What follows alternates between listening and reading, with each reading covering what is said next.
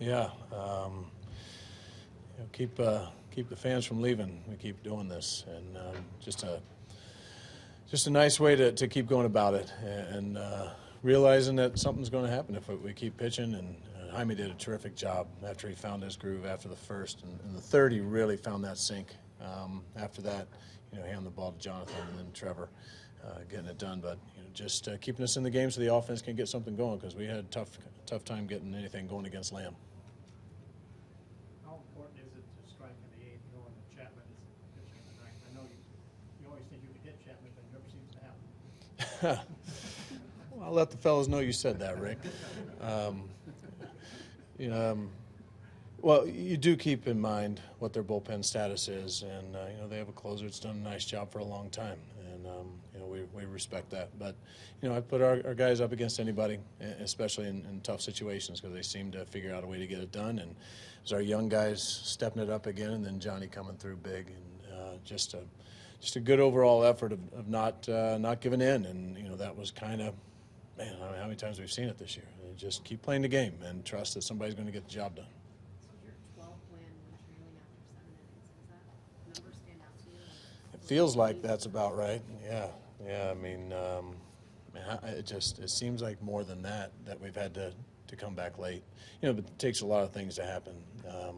Jaime was good enough to stay in there for probably 9 innings today, and because once he found his groove, he was very good. But being down, it put some pressure then on the bullpen, and everybody kind of had to do their part and had to have some defense, and even some unorthodox plays with Grichuk to 7 to 6 to 4 for a couple outs.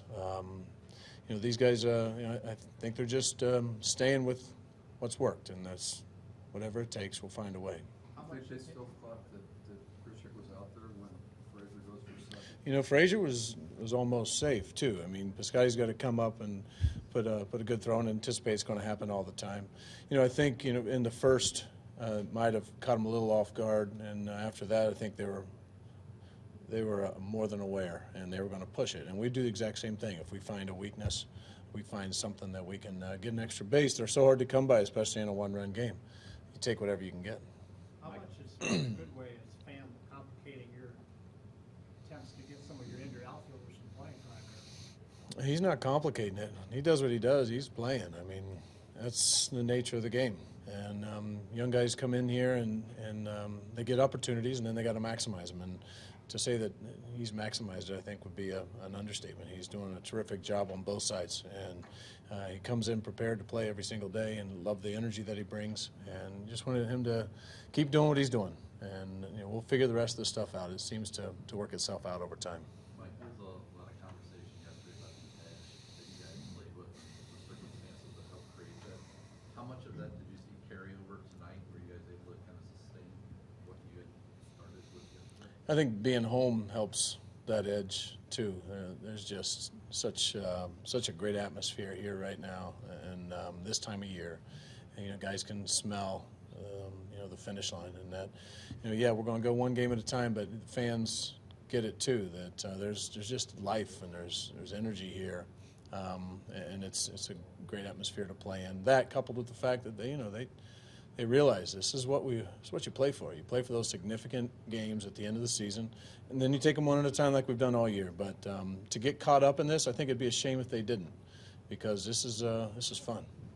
I got Trevor's announcement tonight tying Izzy and Lee Smith for the whole thing. Yeah, I'm sure I'm going to have a nasty text from Izzy here in a little bit. He told me to slow that kid down. I think he told me that in July a couple times. But yeah, we hope to give him another opportunity, and that's quite an accomplishment for this organization and some of those names that you're talking about. And very proud of how Trevor has just figured out a way, and he's been very good this year. What was going on with Jaime in the first game? He was all over the place. Same things we always talk about. Your greatest asset can sometimes be the curse, and it's movement. Ball running all over the place. Sometimes it straightens out, and he gets under it. And he was just trying to find that release point, the timing with his front foot, and when his contact and arm should be in sync. And he found it. And once he found it, he took off. But up until that point, his ball. You watch Tony kind of trying to react. It was going all over the place. he's a tough assignment to catch, and sometimes just harnessing the movement is going to run him into tough counts, and he's got to elevate and get in the middle of the plate. And typically, bad things can happen. He was very fortunate. We were fortunate that he was able to limit the damage to just one run that inning. You have 25-man roster. Do you run for Peralta in the eighth still? Be pretty hard to. Possibly. Yeah, worked out well. Pete did a great job of trusting his instincts and using the wheels. It's just fun to watch him run. What is it about Lamb that's been tough for you guys to solve now? Yeah, I'm not sure. I mean, just a little unorthodox, comes across his body a little bit, and he's worked the third base side of the plate very well, and then the good changeup, the good breaking ball. Typical pitching, and making good pitches when he had to. I thought he was better this time than he was last time. He gave a lot of free bases last time we played him in Cincinnati, and today he was sharper and didn't give us a lot to work with. Was that one of Carpenter's best defensive plays of the year, the second ground ball? Yeah, he's made some real good plays this year. He's just steady. He's done a nice job of just working. He loves to work, and that fits him well to improve his defensive side of the game. But that was a great play. You envision Richard playing back-to-back games, Shaq? He probably could. We're just going to try and keep firing him in there to see who's clicking. And Randall had one real nice at bat. Paulie drove to right field, but we've got to try and keep him sharp because he can definitely fit in that mix somehow. How about Holiday for playing? Still haven't heard. Still don't have the green light. So we're going to try and get him at bats when we can. That's a good situation tonight to have him in, and just didn't work out tonight.